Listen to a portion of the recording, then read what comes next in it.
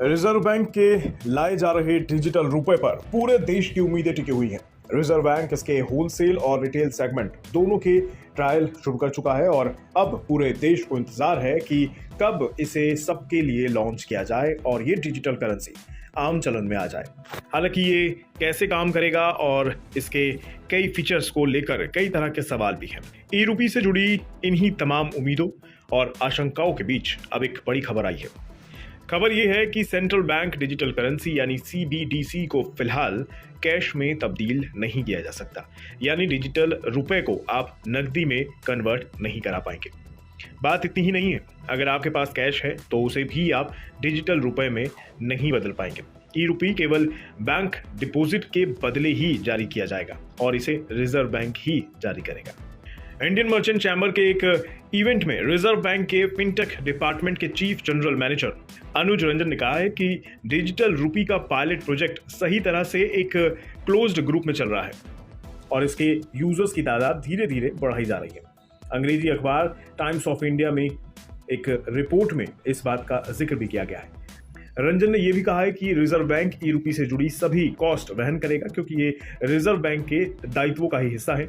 हाल ही में केंद्रीय वित्त राज्य मंत्री ने डिजिटल रूपी के बारे में संसद में बताया था कि डिजिटल रूपी के कई फीचर्स बिल्कुल फिजिकल करेंसी यानी नकदी के जैसे हैं। डिजिटल करेंसी के बारे में एक सरकारी बयान में कहा गया है कि डिजिटल रूपी को ठीक उन्हीं डिनोमिनेशन में उतारा गया है जिनमें पेपर करेंसी और सिक्के आते हैं। इसमें फिजिकल कैश जैसे भरोसा, सेफ्टी और सेटलमेंट की सुविधा मिलती है। चौधरी ने यह भी कहा है कि सीबीडीसी में कोई ब्याज नहीं मिलेगा, लेकिन इसे बैंक डिपॉजिट के तौर पर तब्दील किया जा सकता है। होलसेल सेगमेंट में सीबीडीसी का पायलट प्रोजेक्ट रिजर्व बैंक ने 1 नवंबर को शुरू किया है। इस साल 7 अक्टूबर को आरबीआई ने सीबीडीसी पर अपना कॉन्सेप्ट नोट जारी किया था। ई रूपी का आम लोगों के लिए पायलट 1 दिसंबर को शुरू कर दिया गया है। पहले ही दिन आरबीआई ने 1.71 करोड़ रुपए के ई रूपी जारी किए थे। दूसरी ओर होलसेल सेगमेंट में पहले ही दिन 275 करोड़ रुपए के लेन देन हुए थे।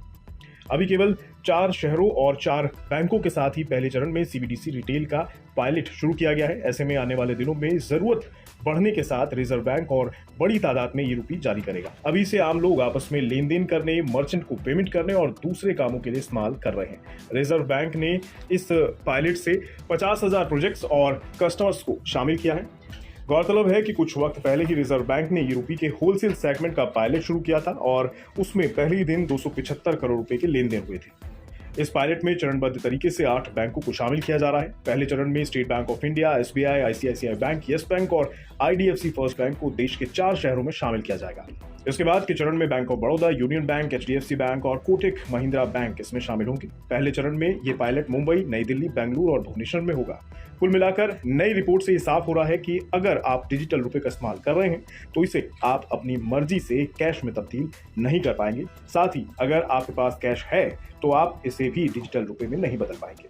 इसके लिए जाहिर तौर पर आपको रुपए को बैंक में जमा करना होगा और उसके बाद रिजर्व बैंक ही इसे डिजिटल रुपए में तब्दील करेगा।